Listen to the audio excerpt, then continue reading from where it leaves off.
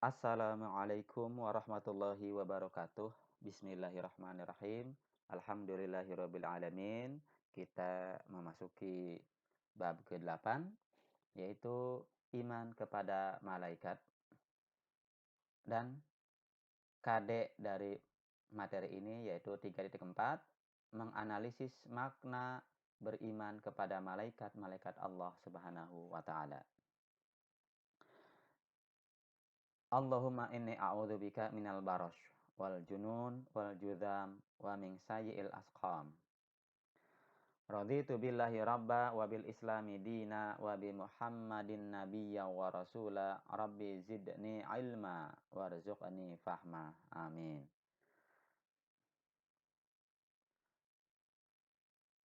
Quran surah Al-Baqarah ayat 285. A'udzu billahi minasyaitonir rajim. Amanar rasulu bima unzila ilaihi min rabbih wal mu'minun.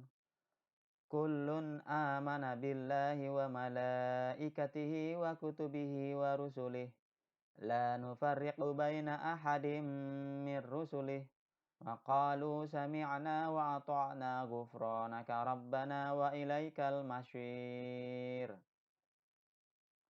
Artinya, Rasul Muhammad beriman kepada apa yang diturunkan kepadanya, Al-Quran dari Tuhannya.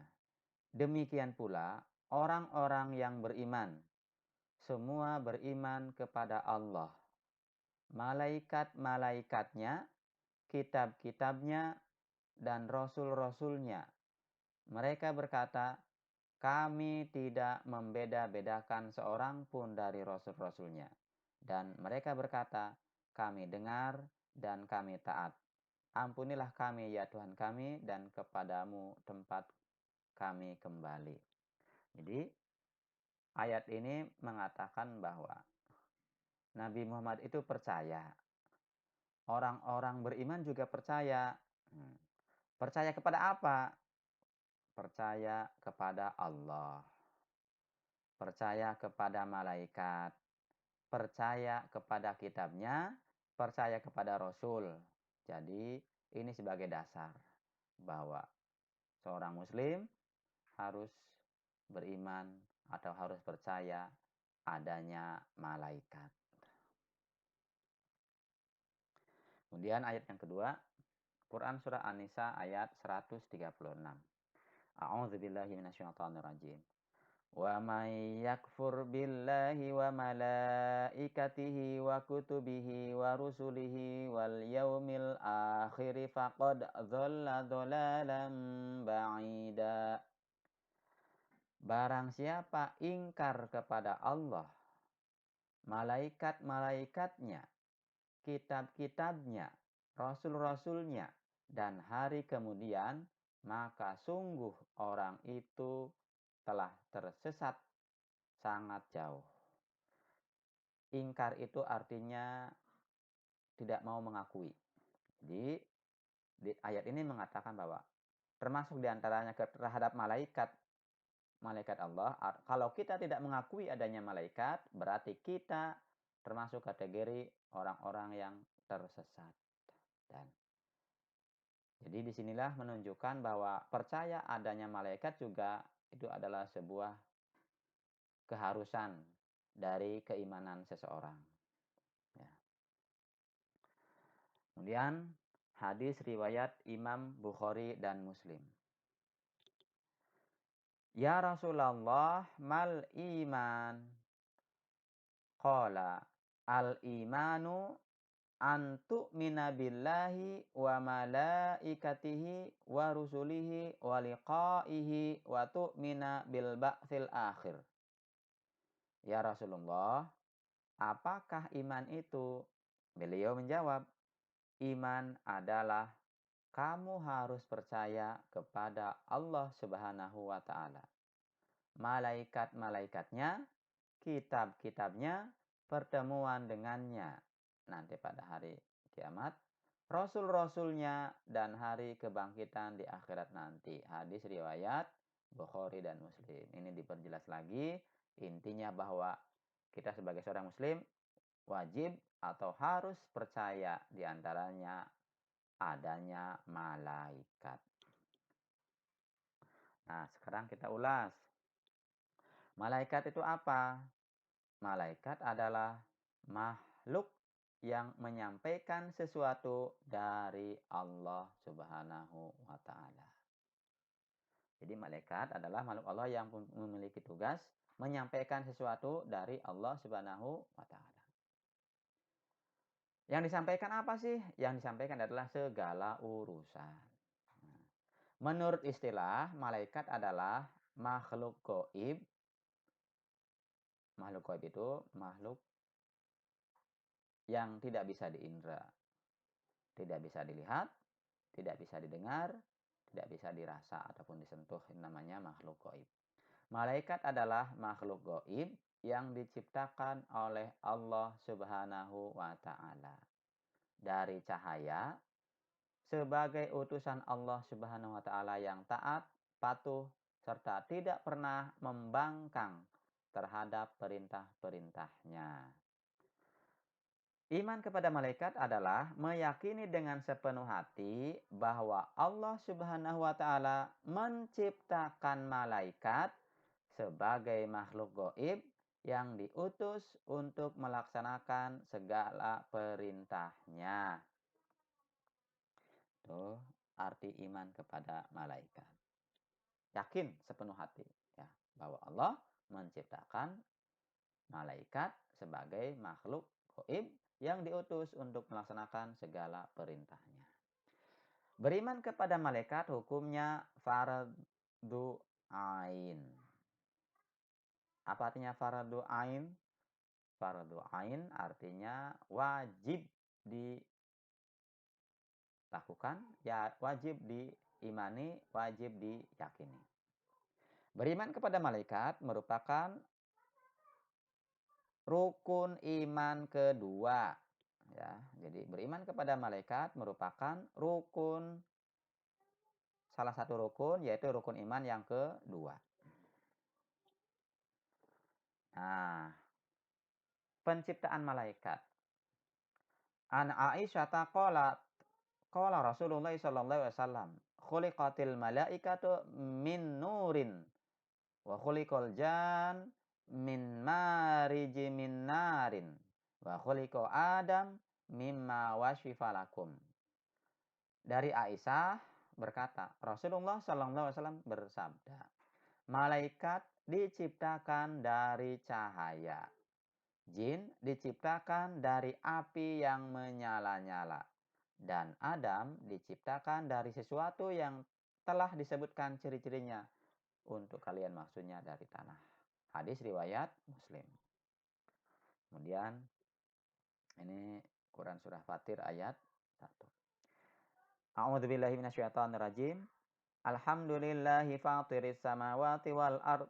Ja'ilil malaikati rusulan uli ajnihatim masna wa thulatha wa ruba' yazidu fil khalqi ma yasha' innallaha ala kulli syai'in qadir. Segala puji bagi Allah Subhanahu wa taala, pencipta langit dan bumi yang menjadikan malaikat sebagai utusan-utusan untuk mengurus berbagai macam urusan yang mempunyai sayap masing-masing ada yang 2, 3, dan 4. Allah Subhanahu wa taala menambahkan pada ciptaannya apa yang Dia kehendaki. Sungguh Allah Subhanahu wa taala Maha Kuasa atas segala sesuatu. Jadi ini penjelasan dari penciptaan malaikat. Nah, perbedaan malaikat, manusia dan jin. Malaikat makhluk gaib, malaikat manusia nyata, jin gaib. Malaikat tidak memiliki nafsu, manusia memiliki nafsu, jin memiliki nafsu.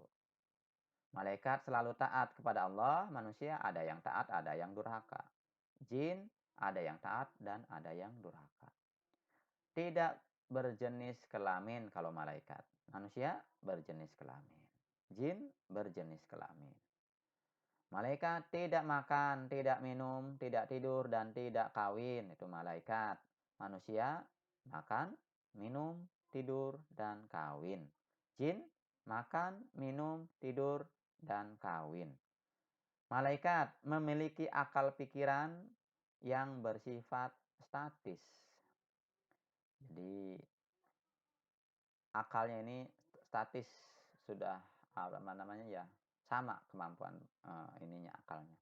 Sementara manusia memiliki akal pikiran yang bersifat dinamis. Itulah sebabnya manusia harus sekolah supaya akal pikirannya itu bertambah baik.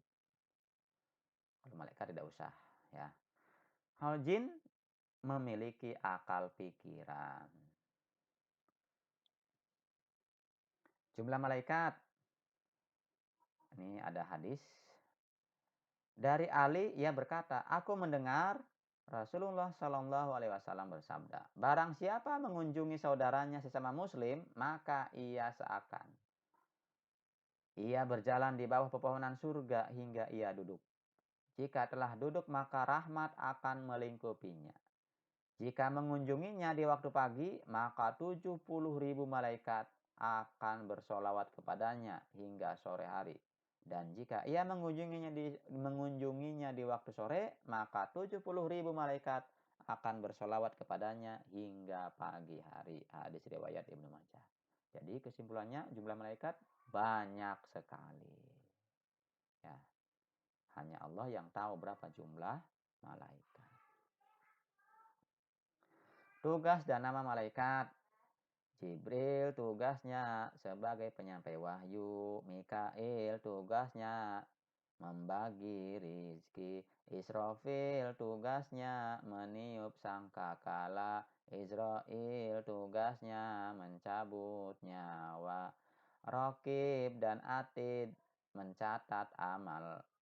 Rokib tugasnya mencatat amal baik, Atid tugasnya mencatat amal buruk atau jelek. Munkar tugasnya bertanya di alam kubur. Nakir tugasnya bertanya di alam kubur. Malik tugasnya menjaga neraka. Ridwan tugasnya menjaga surga. Nah ini kalau di desa-desa musola-musola biasanya jadikan puji-pujian ya. Allahumma sholli ala Muhammad ya Rabbi sholli alaihi wasallim. Jibril, Mikail, Israfil, Izrail, Munkar, wa Nakir, Rokib, Atid, Malik, Ridwan. Nah ini harus hafal ya. Tugas-tugas malaikat. Nah, hikmah beriman kepada malaikat Allah Subhanahu wa taala antara lain yang pertama, menambah keimanan dan ketakwaan kepada Allah Subhanahu wa taala. Yang kedua, senantiasa hati-hati dalam setiap ucapan dan perbuatan, sebab segala apa yang dilakukan manusia tidak luput dari pengamatan malaikat Allah Subhanahu wa taala. Tiga, menambah kesadaran terhadap alam wujud yang tidak terjangkau oleh panca indera. Sadar ya bahwa ada wujud-wujud yang tidak bisa disentuh ataupun ditangkap oleh panca indera.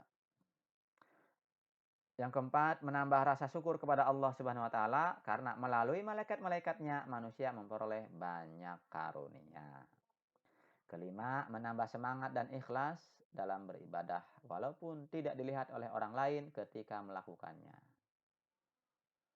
Keenam, menumbuhkan cinta kepada amal soleh karena malaikat selalu siap mencatat amal manusia. Tujuh, semakin giat dalam berusaha karena tidak ada rizki yang diturunkan oleh malaikat Allah Subhanahu wa taala tanpa usaha dan kerja keras. Perilaku mulia meneladani sifat-sifat malaikat. Kalau berkata jujur. Karena apa? Malaikat selalu mengawasi kita. Patuh dan taat terhadap hukum. Melaksanakan tugas yang diembankan kepada kita. Ini adalah perilaku-perilaku mulia. Berhati-hati dalam perkataan dan perbuatan. 5. Memiliki rasa empati. Empati itu memiliki merasakan apa yang dirasakan oleh orang lain. Itu namanya empati. Sehingga mudah untuk memberikan bantuan kepada orang lain. Ya. 6. Perilaku yang ditampilkan mampu menjadi suri tauladan bagi lingkungannya. 7. Selalu berusaha untuk memperbaiki diri dari waktu ke waktu. 8. Berusaha sekuat tenaga untuk menghindari berbagai perbuatan buruk. Karena apa? Kalau ya sadar bahwa apapun yang dilakukan manusia itu senantiasa diawasi dan dicatat oleh malaikat. Dan akan di catatan-catatan tersebut nanti kelak akan ditunjukkan, dibuka pada hari yaumul hisab di akhirat kelak. Mudah-mudahan Allah memudahkan kita untuk senantiasa beramal yang baik. Yang kesembilan, perilaku mulia meneladani sifat malaikat, yaitu tidak bersikap sombong atau ria dalam berbuat kebaikan. Alhamdulillahirabbil alamin. Demikian pembelajaran bab ke-8. Ya, iman kepada malaikat.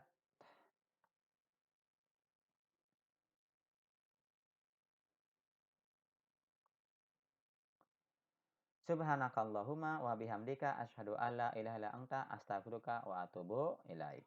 Assalamualaikum warahmatullahi wabarakatuh.